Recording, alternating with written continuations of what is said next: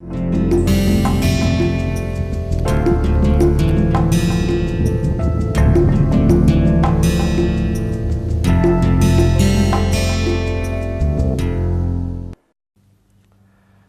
and welcome back again.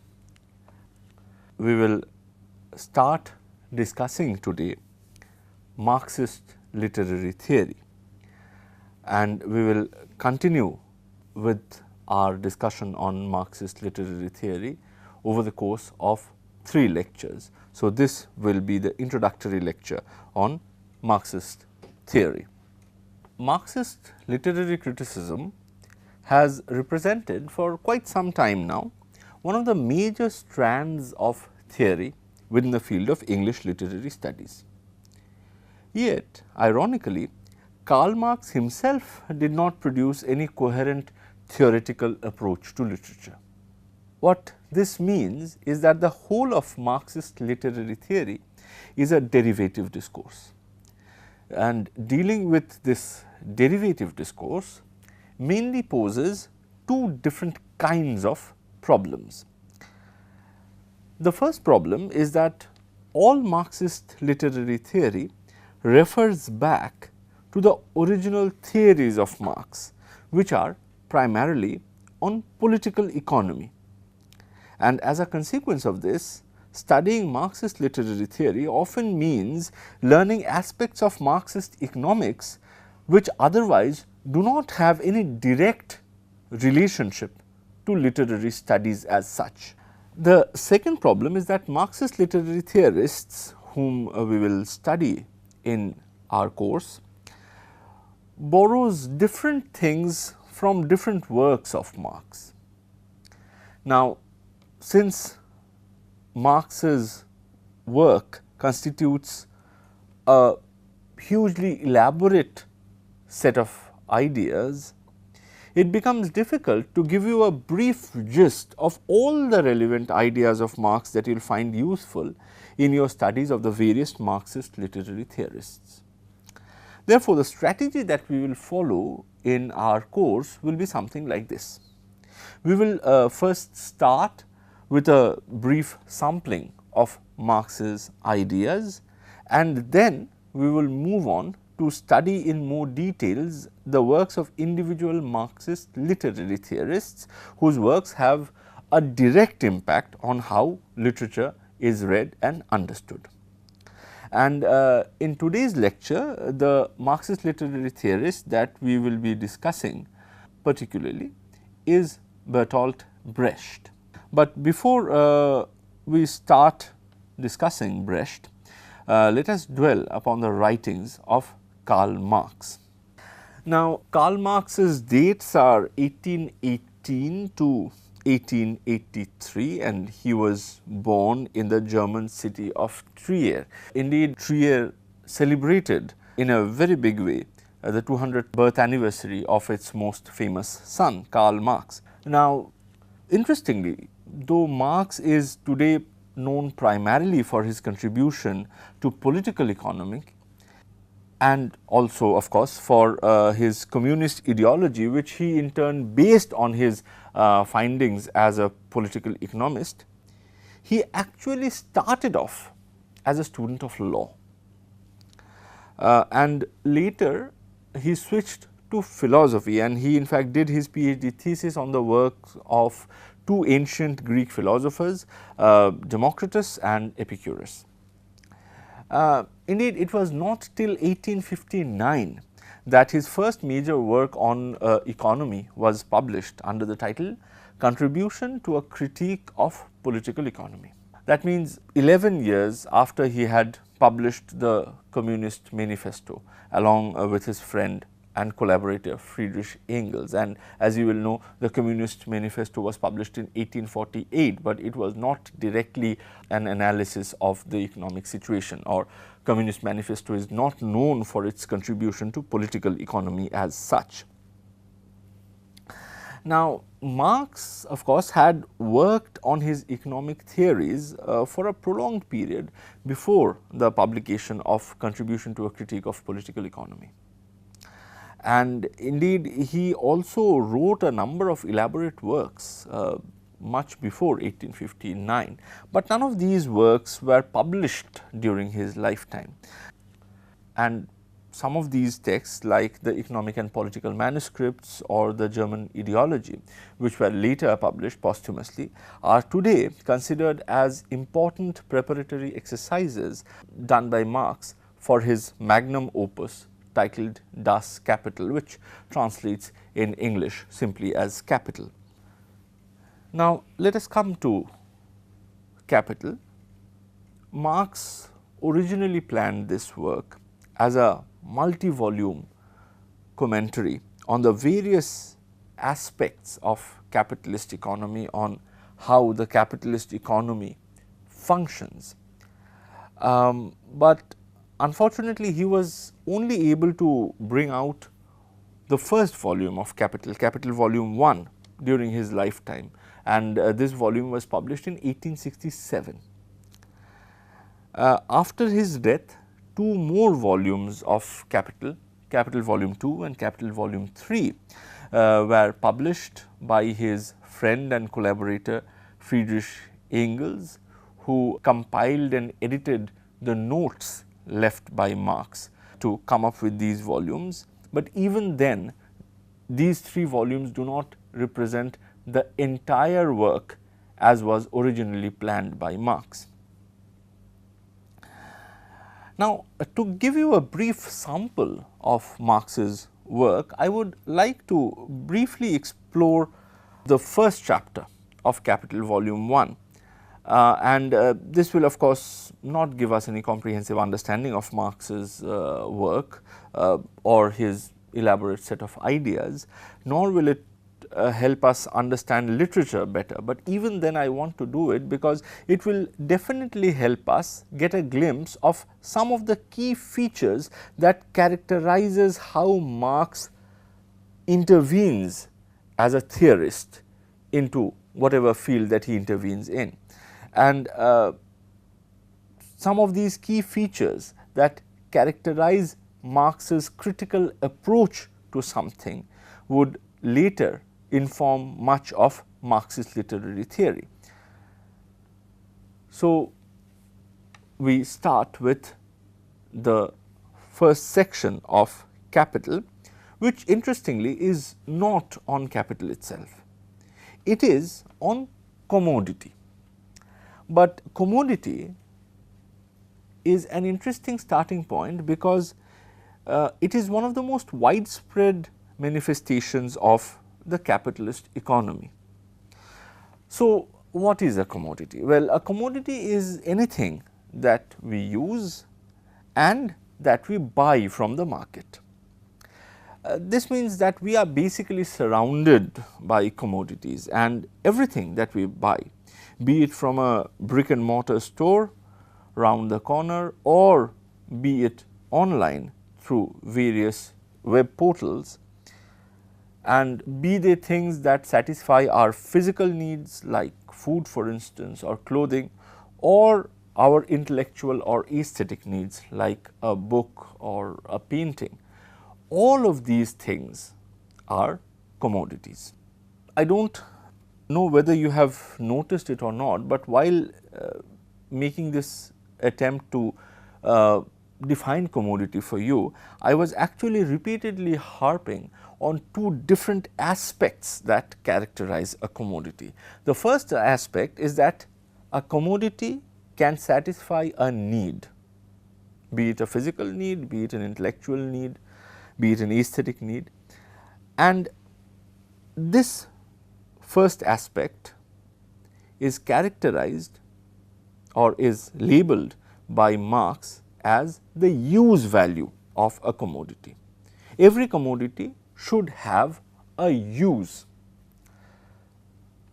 On the other hand, the commodity, by the virtue of being something that can be bought and sold in a market, has another aspect to it, which we will call after Marx the exchange value. So, every commodity should be exchangeable, and therefore, exchange value basically refers to the quality of a commodity to be exchanged in the marketplace with any other commodity. Let us say that I manufacture shirts, for instance, and I need a pair of trousers, and therefore I can go to the market, and let us say the exchange rate is 3 shirts to get 1 pair of trousers. So, I can exchange the 3 shirts that I have manufactured and I can buy 1 pair of trousers with it. Now, do not get confused here by thinking that we cannot usually directly exchange 3 pairs of shirt for a pair of trousers in the marketplace. Rather, what we get when we sell our shirts is some amount of money which we can then go and exchange for a pair of trousers. But please remember that the money here is actually just a mediating agent that facilitates the exchange between shirts and trousers, and it does nothing more than that. So, in effect, irrespective of whether I am using money or doing a barter, I am exchanging 3 shirts for 1 pair of trousers. Now, a commodity not only has these 2 aspects, use value and exchange value, but also these 2 aspects are in contradiction to each other. Let us take the example of a car that your parents might have bought. Now, a car is obviously a commodity, and like any other commodity, it should have 2 aspects. So, let us say that you are a car enthusiast and you tend to drive your parents' car quite a lot. This means that you are primarily focused on the use value of the car. Now, let us assume that your parents have it in their mind to sell the car in future if they ever require a large sum of money, which means that though they use the car, they are also focused on the car's future exchange value, right. Now, in this situation, there will arise an obvious contradiction. You might want to drive the car more and more to extract as much use value from it as possible, but that will reduce the future exchange value of the car through excessive wear and tear. On the other hand, if your parents want to preserve the car in as intact a condition as possible to protect its future exchange value, they might want to limit the amount of time that you get to drive the car, thereby restricting its use value. So, as you can see, there is a contradiction between exchange value of a car and use value of a car. Now, this internal contradiction that underlines the existence of a commodity is important, and we will have to return to it later. But for now, let us focus on the question of value that Marx poses to a commodity. The question is simple. When we encounter a commodity, say on the rack of a supermarket, we see a price tag attached to it, which is an indication of how valuable that commodity is. The question that Marx asks is what determines this value? Now, as we have seen, Marx identifies a commodity through its 2 aspects, its usability, use value, and its exchangeability, exchange value.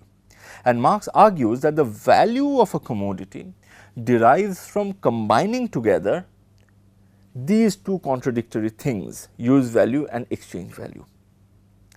To show this, he starts by looking at the exchange value, and he argues that if a commodity can in principle be exchangeable with any other commodity, then it has to have a common factor which will make it exchangeable with any other commodity. So, if all the commodities do not share a common factor, of course, you cannot know how much of this particular commodity you need to have in order to exchange it for a particular amount of another commodity, right. So, in other words, there has to be something in common for me to reach the equation. If we go back to our previous example, to reach the equation that 3 shirts will equal one pair of trousers. Now, this common factor cannot be the material constitution of the commodity, because while discussing about shirts and pants, one might assume that because they are both made of cotton, so we just look at the amount of cotton that goes into 3 shirts and then compare it with the amount of cotton that goes into making a pair of trousers. But that will give us a wrong idea, because you will remember that any commodity can be exchanged with any other commodity. And therefore, the constituent material of a shirt, for instance, would be very different from the constituent materials of a car. Yet in principle, it is possible to exchange a particular number of shirts for a particular number of cars. So, what is the common factor that gives a commodity its exchange value? According to Marx, it is labor time. All commodities become commodities through the expenditure of certain amount of labor, which is measurable by time. So, let us say for instance that a car takes more labor time to be made than a shirt, and this labor time of course is common feature both in case of the shirt as well as in case of the car. The only thing that is different is you need more of labor time to make a car than you need to make a shirt, and this will mean that a car will be more valuable than a shirt, and you will need quite a number of shirts indeed to be able to exchange them for one car. So, the theory of labor time explains why commodities are exchangeable. But how does it incorporate the concept of use value? Because as I have said, Marx shows that the value of a commodity is ultimately dependent on a combination of use value and exchange value. To understand this, let us look at the concept of labor time again. Now, let us say you spend an enormous amount of labor to construct a car which has only one slot for a wheel, and which makes it impossible to drive it. Now, will it be of any value, this particular car that you have designed with only one slot for a wheel? Will it have any value when you take it to a market?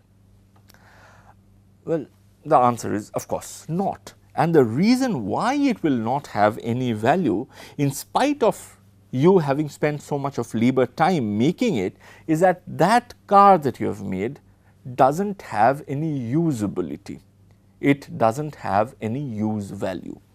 So, when we say that the measure of value is labor time, we need to qualify the statement by saying that it should be labor time dedicated to manufacture things that are needed within the society. In other words, value is seen to be predicated on socially necessary labor time, which combines in itself both the notion of exchangeability and also, as we have seen, usability. So, value is therefore a combination of what we otherwise saw as a contradiction, use value and exchange value. And if we simplify our discussion on commodity in the form of an equation, it will take a form that will look something like this. A commodity splits into use value and exchange value, and then they combine together to form value, which is defined as socially necessary labor time. So, what are the key takeaways from this discussion on commodity and its value? Well, there are two important points that are being made here, and I want you to focus on them. The first thing that I want you to focus on is Marx's characteristic dialectical approach.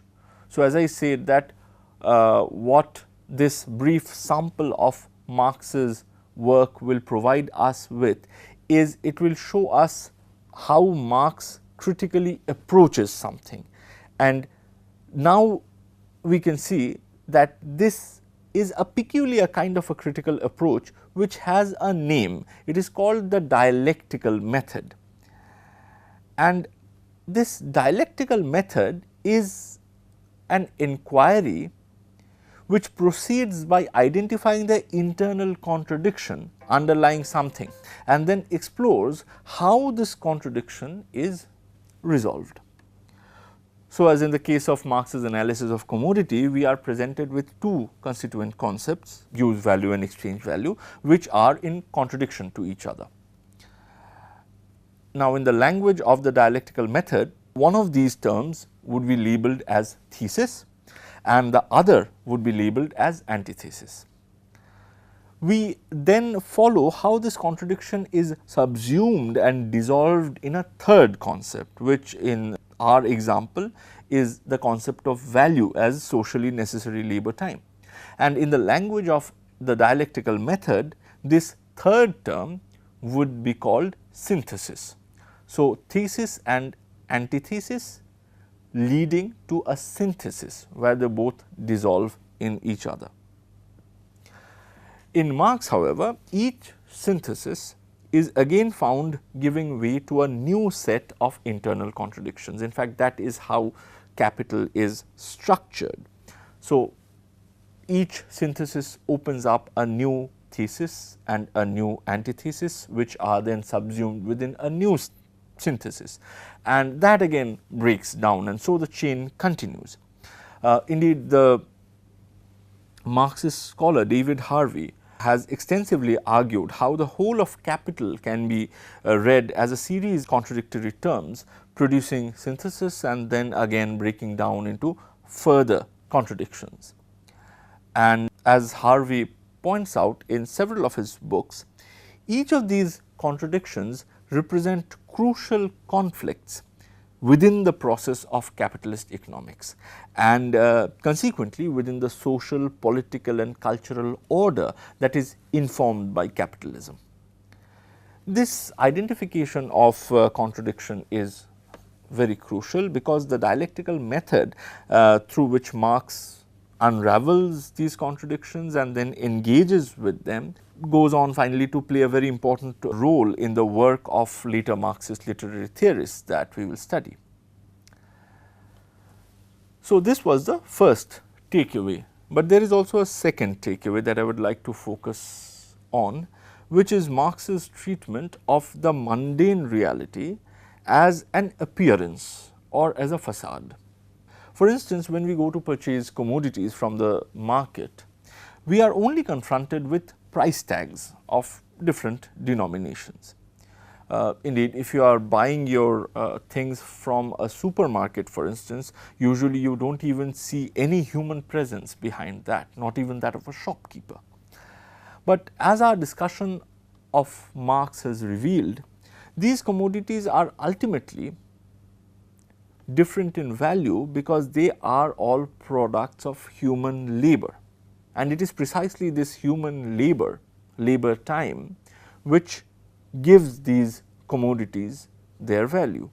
However, this underlying reality of labor relations goes unnoticed when we encounter a commodity as such, so much so that we develop a habit of looking at a commodity as an independent thing which is almost fallen from the sky, as it were. So, let us say when we consume a packet of rice that we have bought from the supermarket, we are not usually aware of the chain of labor processes and laboring individuals who have produced the rice.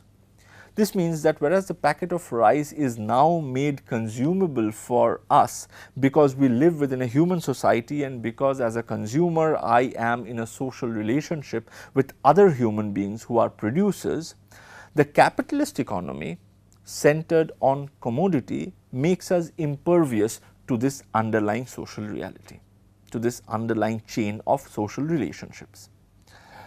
The appearance of this social relationship, which manifests itself in the commodity form, gets accepted not as appearance or facade of the true reality, but indeed as reality itself. Both Marx and Marxist literary theorists would be deeply concerned about this distinction between the surface appearance, what gets accepted as reality, and the actual underlying reality of all the commodities that surround us and the world that it creates around us. And just like the post-structuralists that we have discussed in our previous lectures, Marxist literary critics too would remain interested in problematizing our mundane perception of reality and in revealing their conventional nature, even though we often take them to be eternal and universal. So, what they reveal is that they are only conventional, and this point actually becomes very clear when we look at Bertolt Brecht and the kind of intervention that he made. Now, Brecht was born in 1898 in the southern German province of Bavaria and belonged to that generation which passed through the First World War as young men and women. Now, as you will know from our discussion on the topic of new criticism, we had said there that the World War presented for Europe not only a political but also a moral crisis of value. And the very basis of the bourgeois civilization that had been built in the West over the past 4 centuries appeared to be crumbling, appeared to be falling apart. So, between 1920s and 1930s, when Brecht made his appearance as a dramatist, he started by expressing this collective disillusionment of his generation with the realities of the bourgeois civilization. And he did that by developing a strikingly new form of drama, which he called epic theatre. This epic theatre would go on to become one of the strongest form of Marxist aesthetic manifestation in the 20th century, and we will take this up for discussion in this lecture, but let us continue with Bertolt Brecht's biography for a moment. So, in 1933, with the rise of Nazism, Brecht, like so many other intellectuals, left Germany, and again, like so many of them, finally found refuge in America, where he stayed till 1947. It was in these years of exile, part of which he of course spent in the Scandinavian countries, but most of which he spent in America. Brecht produced some of his most well known plays, and they include Mother Courage and Her Children, The Life of Galileo, The Good Woman of Szechuan, and of course the Caucasian Chalk Circle. Brecht, however, became one of the victims of the communist baiting that gained prominence in America during the mid 20th century, and as a consequence he had to leave America in 1947. After he left America, he moved to East Germany, which was at that point of time a satellite state of the Soviet Union, and it was there that he died in 1956. So, now that we know a little about Brecht's life, let us take up for discussion Brecht's innovation of epic theatre. In coining this particular kind of experimentation that he did with the dramatic form as epic theatre, what Brecht was doing was he was actually drawing from the distinction between epic and tragedy that we can find in Aristotle's Poetics. And as you will know from our discussion of Aristotle, the key effect which tragedy is supposed to produce as far as poetics is concerned is catharsis. Now, to achieve catharsis, irrespective of whether you understand catharsis as a purgation of the audience's emotion or as the education of the audience's emotion, there is a need for the audience to identify with the characters and their actions portrayed on the stage. And this kind of identification is often actually felt to be at the core of the pleasure that we derive from art. So, we often like a theatre or a movie, for instance, because we identify ourselves with the fate of the hero or the heroine, and we feel happy when something good happens to them, and we feel devastated when they come to some harm. What Brecht sought to achieve through his epic theatre was to break this sense of identification between the audience and the characters and their actions which were being portrayed on the stage.